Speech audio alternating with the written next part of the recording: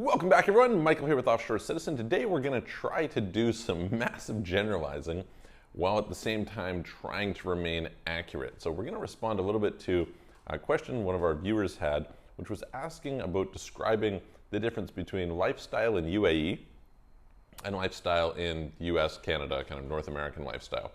And I say this is going to be a bit of a challenge in part because, of course, North America, what we'll call North American, Canada and the US, are big, vast places, right? So if you look at the differences between from Washington to Mississippi, from New York to California to Texas, there's quite a bit of variation there. Then you throw in Hawaii, you throw in Puerto Rico, there's a lot of variety. So that being said, I'm going to do my best to try and give a comparison for you guys so you can kind of understand kind of what to expect.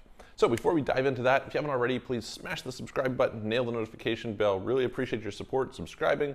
Make sure you click the all notifications so you get updated when we produce videos for you every single day. And if you'd like help at all with these subjects of international structuring, international living, where to go, how to get set up there, or how to set up your business to optimize your tax, asset protection, etc., either on the strategy side or the implementation side, we help you with citizenships, residencies, etc., forming companies, opening bank accounts. Please reach out to us. You can book a call with me, calendly.com/Michael-Rosmer, link in the description below, or you can check out our websites, offshorecitizen.net, offshorecapitalist.com. Okay.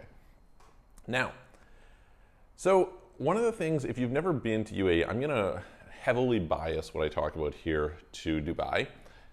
The second most popular is Abu Dhabi. Abu Dhabi is definitely more conservative than Dubai is. So, you're going to have the sense of the traditions of Islam are more present in Abu Dhabi than they are in Dubai. And I'm going to give you an example. Right now, as I film this, it's Ramadan.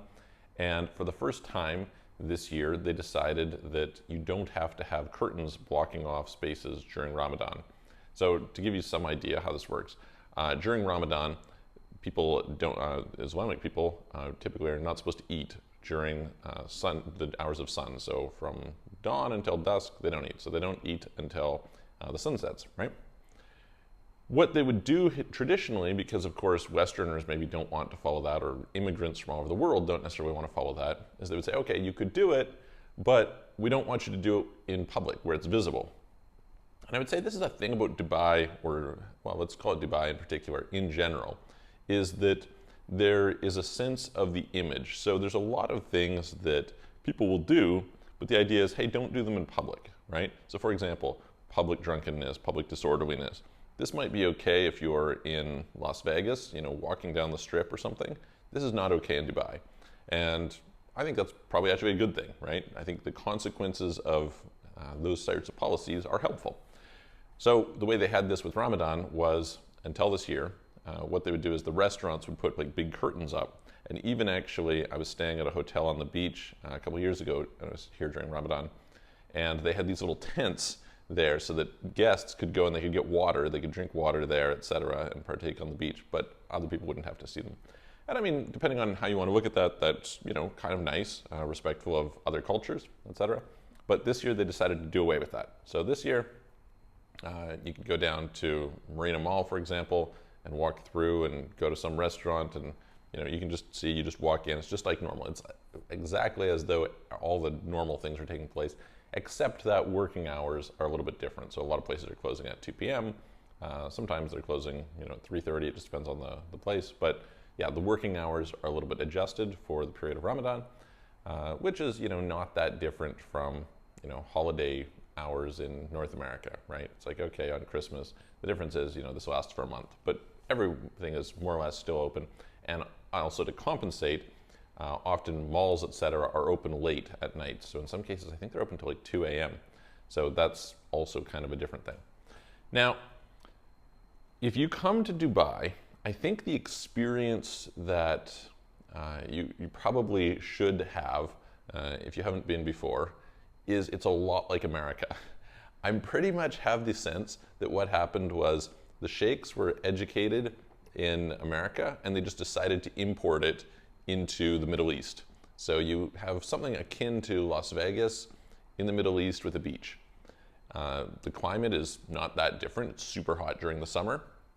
more humid in August, September, but still super hot. During the winter, it's cooler, although it's hotter in UAE than it is in Las Vegas. It actually can once in a while snow in Vegas, whereas it's not going to snow in Dubai. But that's the sense. And why do I kind of communicate that to you? Because all of the American brands and brands from elsewhere are in Dubai. So let's use some examples. There's a great restaurant in New York called Maria. It's a Michelin 2-star restaurant just kind of by, what is it, Columbus Circle? So Columbus Circle, you kind of go and there's Central Park. And anyway, it's a great Italian restaurant, Michelin 2-star. And so I'd been there a few years ago and I didn't have any idea, but a client invited me out to Maria in Dubai. It's the only other place that they have that restaurant. In Canada, Tim Hortons is a big thing. Tim Hortons is everywhere in Dubai. They have Second Cup, which again, a Canadian chain. Of course, they have Starbucks, they have Cheesecake Factory, they have Outback Steakhouse, they have like all of the types of North American chains you would expect. Plus they have, you want to go and get, Thai food, Japanese food, Italian food, whatever, pretty much. They have it here. Middle Eastern food, the varieties are crazy. And I think to some extent, UAE feels like maybe an upgraded version of a lot of Western cities. So I would think a little bit like Texas in some respects, right? You have, again, the hot weather in Texas. And so we went and played Top Golf not too long ago. It's like, okay, great. That was the first time I experienced Top Golf or was introduced to it was in Austin. So you have that sort of thing. So just like off the basic level, you're not probably going to notice that much difference in lifestyle between a hot city in, say, the US and UAE. It is cleaner. It's going to be safer. Yeah, you're going to notice it's certainly more ethnically diverse. I would guess that probably UAE is one of the most ethnically diverse countries in the world. There's just people from everywhere. I was staying at the Shangri-La Hotel a number of years ago, and they told me that in that one hotel alone, there were 92 ethnicities who were working there. So it just kind of gives you some context of the number of people who are there. You have obviously some other cities are quite ethnically diverse as well. I was talking to a client from Toronto recently. Of course, New York is quite ethnically diverse, London, places like this, but it's a lot here. And of course, you'll see that reflects on the dress, etc. It's a little bit more conservative, right? You're not going to be allowed to, walk around in a mall dressed in a bikini or something like that. That's just not going to fly in Vegas. But more or less, it's it's normal stuff. You drive a lot. So if we were to compare European culture to, or European lifestyle to, or Japanese lifestyle or something like that to UAE, this is a driving culture for sure. So it's more like North America in that regard. Whereas, in Japan, you can go everywhere on the metro. In Europe, it would be common that, you have these narrow streets, etc. In Dubai, things are big, right? Just like they are in America. You have big shopping centers, you have big malls, you have big streets, you have, so on and so forth. So a lot of that factors in. You have all the normal things that you can do. So, you want to go to an escape room, you want to go to the cinema, you want to go bowling, you want to go do all those sorts of things. That's all the same. So what are the differences then? Number one, just in general, it's not much of a walking culture because of the fact that there's the heat. Okay, so that's one thing that is definitely in the UAE lifestyle different. As a result, very big malls culture, right? You can just kind of think like, where are people going to go in the heat? Well, they're going to go to these big malls. So you have fantastic, some of the best malls in the world for sure are in UAE. That's a thing, right? You would eat there, you would go for your entertainment there, you would go shopping there, you could spend your time there. So that's something. You're not really likely to go out, say, hiking, etc. so much. Again, you just can kind of think about it. Okay, you're in the desert, you're in a situation where it's super hot a lot of the time. I was out in the desert the other day, very hot, right? Very hot.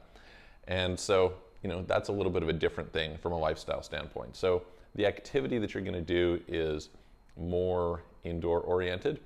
Pretty much every building has a gym and a pool. So that's very, very normal to have, whereas, in other parts of the world, it's maybe more the exception. So a lot of people have houses, so you could live in a house or apartments. That's either one of those would be, very normal living. I would say that you're incentivized here to eat out a little bit more than in some other places, and the reason is groceries are really expensive. You can just kind of figure, hey, they import everything, and the cost of wages is relatively low, so the differential between eating out and cooking for yourself isn't so great as it is in some parts of the world, and so as a result, there's just more of an incentive to eat out. What else can I kind of mention to you? So we go through there, obviously, okay, well, from a lifestyle standpoint, it is, I would say maybe a little bit more private is kind of the culture of UAE. Again, it's kind of a more image-driven, more privacy-oriented culture than you're going to get in North America. So that's something. So I would say it's less expressive. So if we kind of think about New York, we think about London, we think about places like this, what do we have? We have it's kind of a center of the arts, right? Here there's La Pearl, it's kind of like Cirque du Soleil, created by Franco Dragone. Great show, excellent, very similar to a lot of Cirque du Soleil shows. However, this is not super common. They do have the Dubai Opera, and they do some things, but I feel like some of what they're doing results in it's just kind of less expressive, if that makes sense. So by contrast, you go to Portland, right? You're going to find there's lots of graffiti. There's kind of this grunge culture, sort of, skaters, LP records, this sort of thing that you can get in there, known for being quite artsy, etc. You don't get that in UAE, and I think there kind of is obvious why that is the case. So it's the types of expression that you get, like you have architecture, right? Architecture is really good. Of course, there's varieties of fashion. And the varieties of fashion are probably more diverse because you get different cultural interpretations, but the range of those fashions will not be as great. You have fantastic, beautiful restaurants, super nice decor. I would say it's more in that sense than you would typically get in the West. It seems to be less advertising oriented, although there is, a lot of big ads. I don't notice it to be as, when you're in Vegas, you walk in, it's just like, whoa, everything. San Francisco, I've seen some similar stuff, right? These just gigantic billboards as you're driving by. They have some of that, of course, if you're driving down Sheikh Zayed Road, then you're going to see some really big banners, etc., but less so in that regard. There's definitely less of a drinking culture, so it's common that you go to places and they just don't have anything to drink. I had some friends here recently, and one of them, she would go out, she's like, oh, I want some wine. It's like, oh yeah, they don't serve wine there. And she went back to, she's from Bulgaria, mentioned, hey, listen, first thing is I want to have a glass of wine. So you can definitely go to those places. I was out with some people the other evening, people we do business with, meeting with them, and it was kind of I don't know, a high-end pub or something like that. So it's fine, but it's much more restricted in terms of where you're going to find that. Whereas I feel literally you can go into the grocery store in the US and buy beer, right? So you have that. Obviously, basically drugs are completely off limits, so anything to do with that is not there. Yeah, so that kind of gives, I guess it's difficult to make contrasts when I'm talking about UAE versus the US or Canada, because in many overt ways, they're extremely similar. The lifestyle and kind of your experience of the culture is probably far more comparable when you're in UAE compared to, let's just pick a major Phoenix, right? So we compare Phoenix to UAE, quite similar. We compare Phoenix to Bangkok, quite different, right? We compare Phoenix to Tokyo, quite different. So yeah, it's very, very similar in that regard. And so it's tougher to draw out some of the contrasts, but those would be some of the key ones that I can think of. Another thing I think that is relevant is UAE, Dubai in particular. You're talking about 89% expat population or something like that, which is kind of cool because it allows you to connect with people and you have something in common. On the flip side, what ends up happening is it's a more transient population. First of all, there's a lot of tourism, so a lot of people just go through for that. But then even people will come to work, and then when they're done work, they're leaving. And so that's somewhat different in terms of the stability than what you're used to getting in a lot of cities where people are born, live their entire life in that one city, right? This would be the minority of people in Dubai. more so in, as you go to some of the other Emirates, it's a less expat population, so that's a little bit different. But in Dubai, certainly that would be the case. So anyway, I hope that gives you kind of a little bit of an idea. I think that one of the things that I hear a lot from clients and friends who come to visit is their expectation coming was that it would be much more different than they thought. So people have these biases where they think, oh, I don't know about this Islamic thing, And it's like you come and you don't really okay, there's some people who are dressed in Islamic clothing. Okay, great, wonderful. How does that affect you? It doesn't really affect you, Okay, there's calls to prayer 5 times a day. So if you're in certain areas, you're going to hear that. How does it affect you? It doesn't really affect you. Okay, you go to a mall and in addition to there being bathrooms, there is a prayer room. How does that affect you? It doesn't really affect you. You kind of run down this and I would say that it's almost to the point, not quite this much, but almost to the point that Islam in Dubai affects you to a comparable degree that Christianity in the US affects you. Now, obviously, again, there's a huge variety of different parts of the US, but that I think is something to bear in mind because people tend to be more concerned about that than is justified by the reality. It's also worth noting that people tend to be very smiley and happy, and I think it's partially, okay, they imported lots of people like Filipinos, and Filipinos are the nicest people in the world, right? So you have a lot of the service culture comes from those areas, but in general, people are warm, they are smiling, it's a nice culture in that regard. So if you're to contrast that to Eastern Europe, where it tends to be a cold culture, right? Quite closed off until you kind of break through and get to know people. The opposite is true for sure in UAE. So I hope that helps. If you have any questions, please put them in the comments below. I'd love to hear what your experiences are, what you think. And if you would like any sort of help with any of this, again, please reach out to me. If you liked the video, give it a thumbs up. If you didn't, please tell me why. I would appreciate the feedback. And I'm going to look forward to seeing you guys on the next video.